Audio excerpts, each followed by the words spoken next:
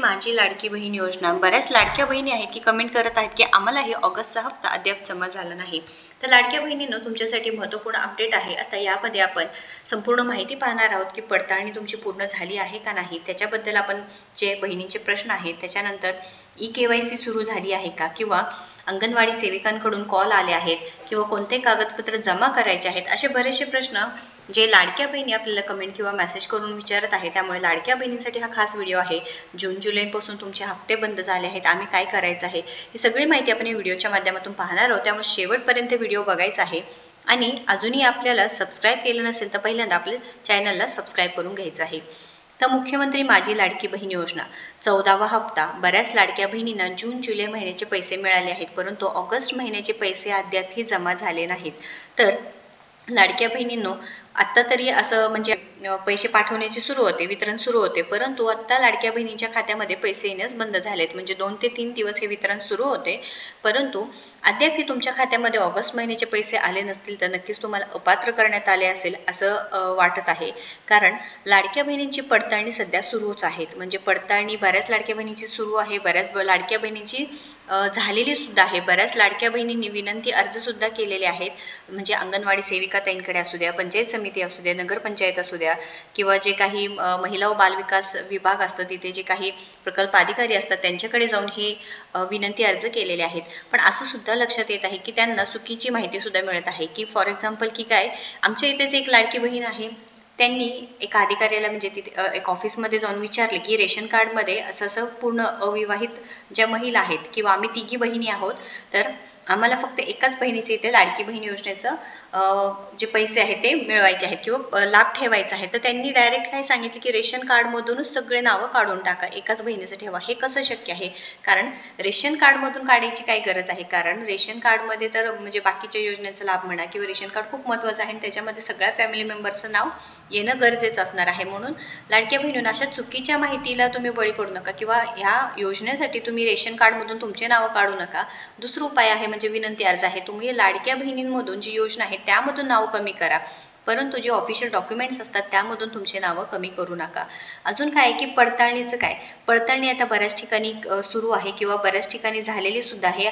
आज सकाळीच एक बातमी कळाली होती, ती म्हणजे काय की 1.25 लाडक्या बहिणींना अपात्र करण्यासाठी जे काही सुरू होते, ज्यामध्ये मराठवाड्यातील 8 जिल्ह्यांमध्ये जे काही 65 वर्षावरील महिला होत्या ज्या लाडक्या बहिणी योजनेचे लाभ घेत होत्या, त्यांना आता या निकष न पाळल्यामुळे त्यांना अपात्र करण्यात आलेले आहे, किंवा त्यांचे अर्ज तपासल्यामुळे त्यांनी अपात्रता इथे ठरलेली आहे व इथे विनंती केली आहे की बोगस लाडक्या बहिणींना काढायचं आहे। आता बोगस लाडक्या बहिणी असं कसं म्हणू शकतात? कारण कालपर्यंत म्हणजे असंही होऊ शकतं ना की मागच्या वर्षीपर्यंत त्या 65 वर्षाच्या नव्हत्या, पण आता चालू वर्षात 65 वर्षाच्या झाल्यामुळे पण आता माहितीच नाही ना की आमचं नाव कुठे काढायचं आहे किंवा अपात्र केल्यानंतर आम्हाला काय करायचं आहे, अशाही महिला आहेत। आता पडताळणी, बऱ्याच लाडक्या महिलांचा प्रश्न आहे की पडताळणी झाली होती का?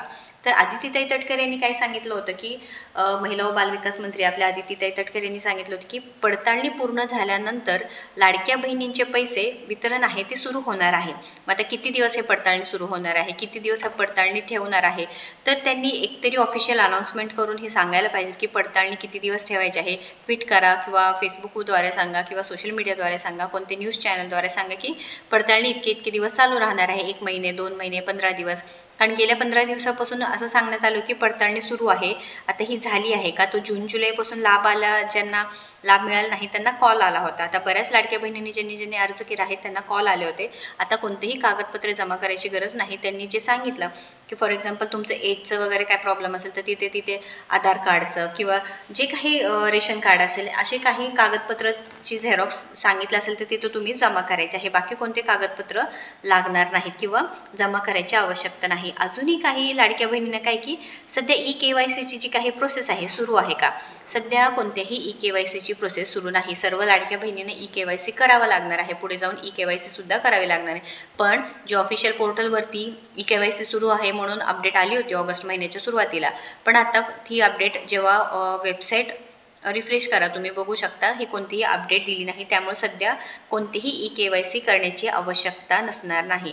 आता जी काही पात्र यादी आहे ते लवकरात लवकर अपलोड व्हायला पाहिजे आहे, जेणेकरून लाडक्या बहिणींचं टेन्शन कमी होईल।